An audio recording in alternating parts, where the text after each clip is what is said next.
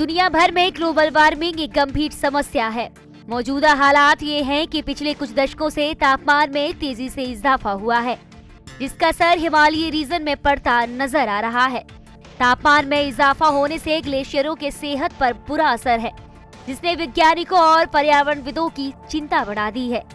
Wadia institute of Himalayan geology के वैज्ञानिकों ने अपने अध्ययन में पाया है कि गंगोत्री बेसिन में मौजूद ग्लेशियर तेजी से पिघल रहा है। पिछले 87 सालों में गंगोत्री ग्लेशियर 1726.9 मीटर पीछे खिसक गया। उत्तराखंड के ग्लेशियर सालाना 15 से 20 मीटर तक पिघल रहे हैं, जो ग्लेशियर के संकट की ओर इशारा कर रहा है। हम डेफिनेटली देखें जो ग्लेशियर थिनिंग हो रहा है, मेल्टिंग हो रहा है, ग्लेशियर लेक्स इंक्रीज हो रहा है, उसके वाटर इंक्रीज हो रहा है। तो उसमें एक तो एग्जांपल आपको मैं बताया था, बिलंगना में पिछले 47 ईयर्स में 0.38 स्क्वायर किलोमीटर एरिया एक्सपेंड हुआ है। हम लोग जब इसका टेम्परेचर देख रहा हूँ पिछले 4-5 दशक में, तब हम लोगों को ये दिखाई दिया, अगर 1993 से हम लोग 2022 तक तो डेटा देखेंगे, तो अब एज ए होल एवरेज हम लोग देख रहे हैं 0.028 degree Celsius per year temperature gradient हुआ है।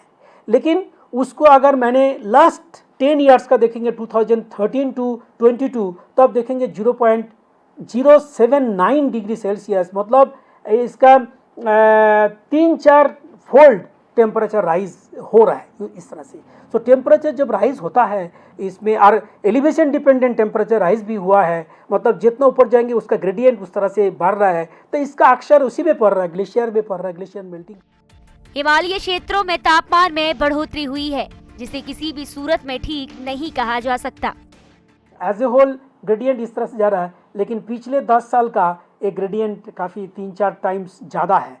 तो इस तरह से अगर होता रहेगा तो यहाँ पर क्या होगा, जो हम लोग एक ग्लेशियर लेक का हेल्थ के बारे में, ग्लेशियर के हेल्थ के बारे में हम लोग जो अभी स्टडी कर रहा है, वो स्टडी से अगर इस तरह से होगा, जो अभी 50 साल में कुछ चीज़ आपदा होने का अगर संभावना होगा भी, तो वो हो सकता है एडवांस हो जाएगा। उतना डिकेड तक जाने का ज़रूरत नहीं पड़ेगा। बट फिर भी मैं ये कहूँगा, हमारे पास ऐसे कुछ टेक्निक नहीं है जिससे हम डेफिनेटली और कैटेगोरिकली बता पाऊँगा जे आफ्टर सम ईयर्स ये लेक ब्लास्ट होने वाला है और वो ग्लेशियर खत्म होने वाला है।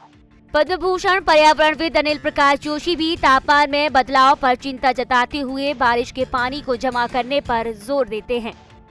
एल नीनो अपनी जगह बना रहा है, समुद्री तापक्रम बढ़ेगा तो हमारे यहाँ भी बढ़ेगा, और जून तक हमारे हालात बहुत गंभीर भी रहेंगे। वो जल स्रोतों पे भी होगी, जंगल की आग भी लगेगी, और ये बहुत जगह होगा एशिया में खास तौर से। तो वे पानी का कभी भी पड़े, लेकिन उसको जोड़िए, और वो जोड़ के फिर आप अपने पानी को कभी भी उपयोग में ला सकते हैं। ये स्थानीय प्रयोग हैं। फिर जंगल बहुत बड़ी चीज़ होती है, वो पानी को भी जोड़ता है तो तापक्रम भी स्थिर रखता है। कि कुछ हद तक इसका सॉल्यूशन अगर कहीं छुपा है तो स्थानीय स्तर पे है। इसलिए किसी भी पानी की बूंद को आप जाने न दें, उसका रास्ता वही हो जो परंपराओं में था। जमीन के अंदर गया, वनों के माध्यम से, जल छिद्रों के माध्यम से, जब वो नदी में आता है, तालाबों में आता है, तो सबके लिए उपलब्ध साल भर में होता है। तो स्थानीय प्रयोग करने ही पड़े।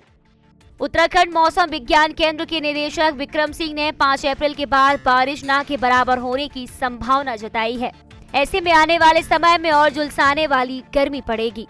उत्तराखंड में मैं बात करूं तो अभी जो 8 से 10 दिन दिख रहा है, तो थोड़ी बहुत एक्टिविटी आज कल में भी है अंदर के डिस्ट्रिक्ट्स में उत्तराखंड के, और 5 तारीख में जो है मैं कहूँगा कि हिल्स में, पूरे हिल्स में की अगर बात करूँ उत्तराखंड के, तो उसमें छुटपुट एक्टिविटी जो मिलेंगी। तो ठीक है, तापमान इस समय अगर यहाँ बात करें तो बिल्कुल सामान्य के आसपास है, चाहे वो मैदान क्षेत्र की बात करें या आप जो है पहाड़ों में बात करें। और इसके बाद जब 5 के बाद जो एक्टिविटी वो थोड़ी कम हो जाएगी, जो अभी छुटपुट मिल रही है, तो उसके बाद थोड़ा टेम्परेचर बढ़ेंगे। तो आप ये कह सकते हैं सामान्य से 2-3 डिग्री तक जो है ये ऊपर आ जाएंगे 9-10 तारीख तक जब आप देखेंगे इस चीज़ को। फिर 12-13 में तब तक दिख रहा है कि आगे भी फिर तो जो एक्टिविटी फिर से थोड़ी शुरू होगी।